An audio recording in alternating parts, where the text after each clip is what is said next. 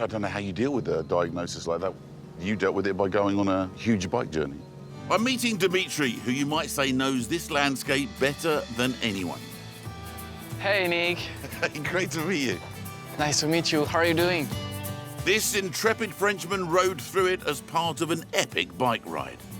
Are you ready? To go riding? Yeah, for sure. It's a long time since I've been on a bike. In 2021, Dimitri set off to cycle 11,000 miles from Mexico to the tip of South America. Why take on such a huge challenge?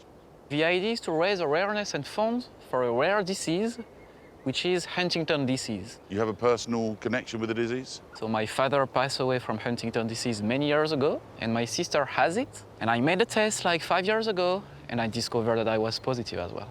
Wow. Yeah. How long before you start to suffer the effects? I should develop the disease between 35 and 40 years old, so I decided to change my whole life. How old are you now? 35. Wow. Yeah. So you decided to change your whole life? Yeah, I'm trying to live for my passion, like traveling, bicycle, enjoying Patagonia, meeting new people. There was a reason Dimitri chose South America, even though it meant months of cycling, climbing over 16,000 feet as he followed the Andes south. What kept you going? Why did you not give up? The motivation for all the families suffering with Huntington. This is easy compared to living with Huntington disease, you know? Yeah. Oh. You good, Nick? Yeah, I'm getting there. I can see you're a really good cyclist, but then you've had plenty of practice. Were you a good cyclist before you started? No, actually, I wasn't a cyclist before. You weren't? Well, actually, I learned to become a bike mechanic on my way. Really?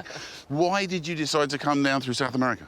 Because it's the most affected place worldwide by Huntington disease, especially in Colombia and Venezuela. In parts of South America, you are 1,000 times more likely to suffer from Huntington's than any other parts of the world, because the isolation of these remote areas has resulted in a very concentrated gene pool. So how serious a condition is Huntington's? Well, actually, Nick, we are talking about an incurable disease, so it's terminal. And what is it? It's a mix of Alzheimer, Parkinson, and ALS. We call ALS motor neuron disease in the UK. So Absolutely. I don't know how you deal with a diagnosis like that when you're told that that's what you have.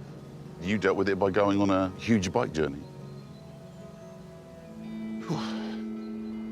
For you, was it about getting to the end, or was it about the journey?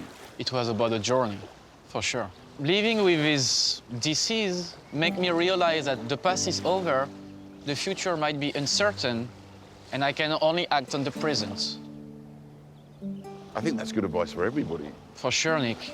And I think we don't need to have like a terminal disease to enjoy our life and realize our dream. Yeah, absolutely.